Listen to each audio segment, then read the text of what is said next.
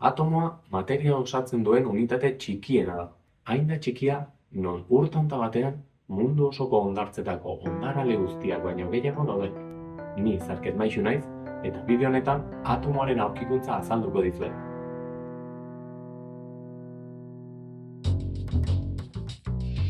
Gaur egun, materia atomoz osatua dagoela guztiz barneratua dugu, baina duela 300 urte hori ez zen horrela. Nola iritsi ziren garai hartan hain txikia den zerbaiti buruz teorizatzera? Zientzialariei ulertzeko ezinbestekoa da haien ideia oker batzuk ezagutzea. Bat, alkimiaren indarra. Ez zen zientziatzat hartzen, eta sinesmena, filosofiak eta espiritualitateak pisu handia zuten. Pentsa, ilezkor izateko elixir baten bila aritu ziren. 2. Elementuak kontzeptua.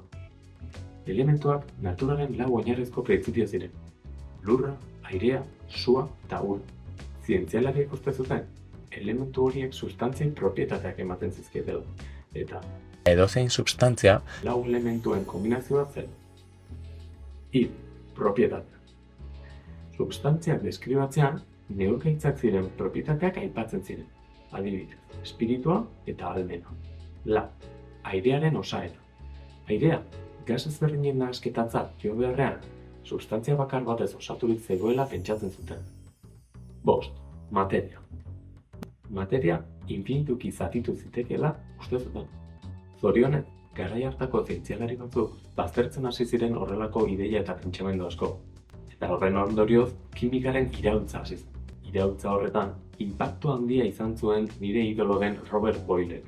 Boylek airea sakontasunean aztertu zuen. Bere ikerketan frogatu zuen airea egiazko substantzia bat zela, eta masa, presioa eta volumena zituela. Horrela, Boylek kontra egin zion ordura arte zabaldu egon zen 4 elementu naturalen kontzeptuari. Bere ustez, substantziak sortzeko sinpleagoak ziren bestelako substantziak elkartu behar zuten. Elementua beraz, substantzia horien zatirik txikiena zen. Boylek bere ikerketan airea substantzia bakunagoetan banatzea lortu zuen. Horren ondorioz, airea nahaste bat zela frogatu zuen. Eta ezeztatu zuen, garai hartan airea elementu bat zela zioen ideia. Gainera, materia korpuskuluz osaturik zegoela pentsatzen zuen, eta korpuskulu horiek elementuen partikula txikiak zirela. Hala hasi zuen gaur egungo elementuen eta atomoen aurkikuntzarako bidea. Boylen ekarpen handiena hau izan.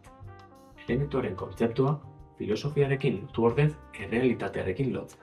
Elementua pixatu, neurtu eta antzeman ziteken zerbait izatera pasatu zen. Boylen ondoren, elementu horiek bilatzeko asmoz, zientzialari asko hasi ziren sustantzia bakartzeko lanen.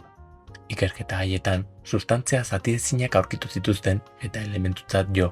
Gaur egungo izena ez duten gas batzuk bakandu zituzten. Besteak beste, hidrogeno gasa, zeinari aire sukoia deitu zioten, oxigeno gasa, zeina errekuntza batean beharrezkoa den, edo nitrogeno gasa, zeinari aire hila deitu zioten, aire hartan dena hiltzen zelako. Itxuraz oso antzekoak ziren arren, propietate oso ezberdinak zituzten. Metal asko ere elementutzat hartu zituzten. Garai hartan aurrera pauso izugarria izan zen. Beraz, alde batetik sustantzia elementalak zeuden, zatiezinak ziren. Bestetik, sustantzia konplexuagoak, sustantzia elementalen elkarketetatik eratorriak. Ondorengo pauso handia Lavoisierrek eman zuen.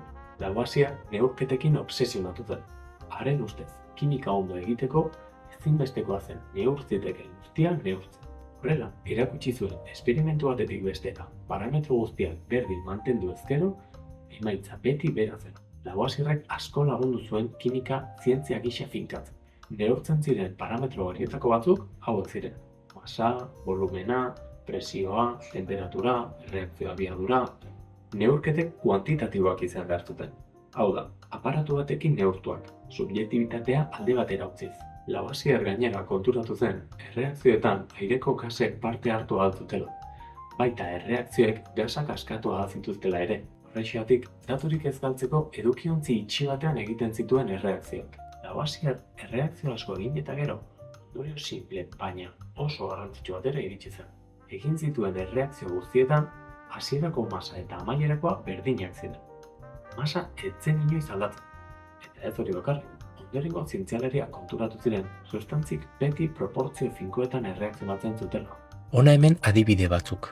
Hidrogeno eta oxigeno gasak haien artean erreakzionatzea lortu zuten. Erreakzio horren produktua ura zen. Hidrogeno gramo batek oxigeno 8 gramorekin erreakzionatzen zuen. Beti 1:8 proportzioa mantenduz. Eta erreakzio horren emaitza beti bera zen, 9 gramo ur. Hidrogeno edo oxigeno gramo gehiago egon balira, soberan geratuko lirateke eta ez lukete erreakzionatuko. 2 gramo hidrogenok erreakzionatzea nahi izan ezkero, 16 gramo oxigeno beharko lirateke. Ez gehiago, ez gutxiago.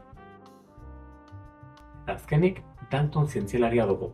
Ura konturatu zen, bi elementuko modu bat baino gehiagotan erreakzionatu albadute, sortutako produktuek ere proportzioan mantentzen zituztela.